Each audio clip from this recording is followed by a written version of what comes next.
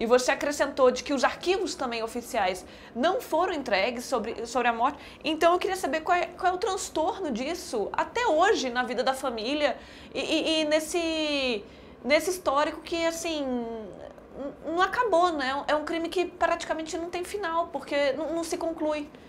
Não tem mesmo, né? Na nossa família, a gente passa. Eu sou da segunda geração, né? A minha mãe era irmã da Helenira, e a minha tia já tem 85 anos e ela que cuidava, né, da busca dos restos mortais da minha tia e também informações sobre o que aconteceu com ela. E ela me pediu para assumir a luta da família já faz 10 anos. E assim, é uma luta recorrente. Eu já estou treinando a minha sobrinha também para poder dar continuidade, né, para a luta. Então, ela também já começou a participar, né? Então, é uma luta recorrente. O crime ele vai passando, né? A dor e o desaparecimento vai passando de geração para geração, né? Então, é uma ferida que não cicatriza. E, enfim, e nesses 10 anos que eu tenho cuidado dessas coisas, eu já fui em duas buscas, né? Já estive duas vezes no Araguaia, na tentativa de localizar os restos mortais da minha tia.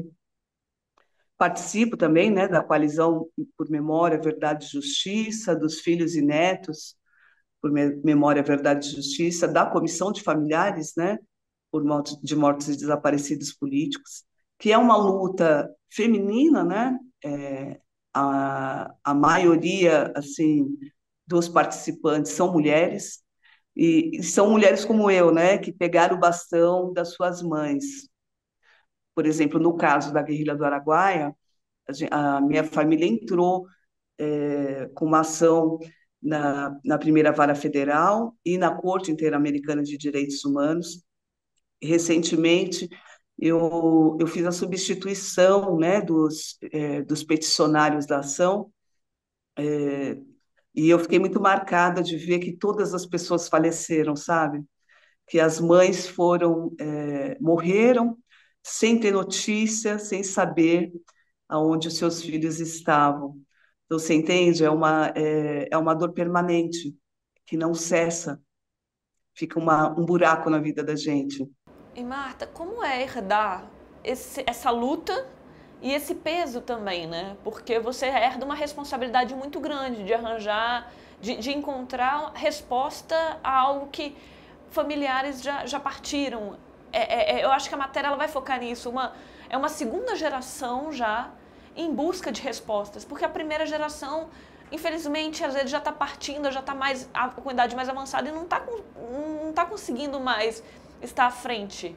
É um desafio, sabe? Porque a gente fala, né, no grupo de familiares que é uma herança maldita, né? Porque à medida que a gente começa a entrar em contato com a história, a gente passa a reviver a dor, né? Você estava falando do filme Ainda Estou Aqui, e isso fica muito visível no relato das famílias, né? Quando eu fui assistir o filme, eu tive vontade de sair correndo do cinema várias vezes, né? Quando eu vi a Eunice Paiva sendo encapuzada, a gente revive isso, como se viesse junto no DNA, né? Porque a minha mãe foi torturada, as minhas tias foram torturadas também e eram levadas a todo tempo para o DOPS, para prestar esclarecimentos. E então você imaginar, né, materializar aquela cena acontecendo é muito doloroso, né? Porque você passa a entender como era violento. Eu já tinha tido a oportunidade de vivenciar essa dor no Araguaia, né? Primeiro, quando você chega lá e vê a imensidão daquele território, daquela mata, a primeira vez que eu fui, eu tinha mais ou menos a idade que a minha tia foi assassinada, né? 28 para 29 anos. E você se questiona, assim, como ela teve coragem, né? De ir para o meio de uma mata, daquela imensidão, lutar contra 10.000 soldados, contra um exército, sem armas, precisava ter muita coragem, né, para fazer esse enfrentamento E aí, quando você começa a pesquisar a história, estou fazendo um documentário, né, sobre a história dela, e a pesquisa foi assim, muito profunda, né? Então, quando a gente foi fazer a pesquisa no Araguaia, por coincidência, a primeira pessoa que a gente encontrou é a pessoa que assassinou ela, livre, andando como se nada tivesse acontecido e completamente impune. E aí você começa a se questionar, né? A entender o significado dessa luta, né? Não é só memória, não é só a história do Brasil, tem a ausência de justiça também, né? As pessoas ficaram completamente impunes e essa jogada para debaixo do tapete que a gente insiste em fazer na história do Brasil, né? Porque não é só 64, houveram outros episódios na história do Brasil que foram tratadas da mesma maneira, fazem com que a sociedade não sinta dor, né? Que uma família sente por ter uma pessoa desaparecida. E acaba acontecendo de novo, como essa tentativa de golpe agora de 8 de janeiro está completamente correlacionada ao não, a não vivência dessa dor coletiva, a negação dessa história. Né? Então, a gente está sempre revivendo, é como se, né, sempre vivendo sobre o risco de que a história se repita, como foi em 64, que é uma repetição de outra história, né? E como foi agora em 8 de janeiro. Então, a luta passa a ter outro significado para as nossas famílias. E eu estou falando em nome das inúmeras mulheres que fazem parte do grupo dos familiares de mortos e desaparecidos políticos, né? Pessoas muito idosas, mulheres que assumiram a luta das suas mães, né? Pela busca dos seus familiares e que ainda hoje seguem sendo torturadas pelo Estado brasileiro, né? Porque a gente lutou muito para eleger esse próprio governo, o governo Lula, né? E ele demorou um ano para reinstalar a Comissão sobre Mortos e Desaparecidos Políticos. Nós temos 29 ossadas localizadas no Araguaia que foram trazidas para Brasília, estão sob custódia, né, da primeira vara federal e da UNB, em Brasília, que ainda não foram analisadas e estão paradas desde do impeachment da presidente Dilma. Você entende? E daí o Lula demora um ano para reinstalar e diz que não quer remoer o passado. Então, nos dá a sensação de que nós continuamos sendo tutelados pelo Exército, né? E os militares mostram qual é a força que eles têm, né? Então, inclusive, esse julgamento do Bolsonaro e dos militares tem repercutido muito para a gente, assim, no sentido de que é a primeira vez em 50 anos que a gente tem a possibilidade de vivenciar o julgamento de generais, né? De pessoas do Exército. Não só as pessoas que cometeram os crimes contra as nossas famílias, mas uma sensação de esperança de que isso uma hora vai mudar, né? E que a gente não pode deixar de lutar. Por que é tão importante a gente não desistir de contar a verdade? A gente não desistir de solicitar os arquivos do Exército. Essa menina que saiu do interior de São Paulo, filha de um médico negro que passou pelo funil, né, que impede ainda as pessoas de acessarem a universidade, ela era uma liderança, ela nasceu para fazer política, né? E a atuação dela era muito, imagina, era difícil para uma mulher se posicionar dentro da militância política, da militância estudantil naquela época, imagina para uma mulher negra, né? Era muito mais difícil, o acesso era muito mais difícil, e mesmo assim ela estava lá, ela se fazia presente, ela foi vice-presidente da UNE, né? O que foi um fato histórico, uma primeira mulher e negra, né? Participar da direção da UNE. Ela foi presa no Congresso de Ibiúna, esteve na Batalha da Maria Antônia, seguiu pelo país inteiro, reconstruindo, reorganizando a UNE depois da queda do Congresso de 68, da UNE.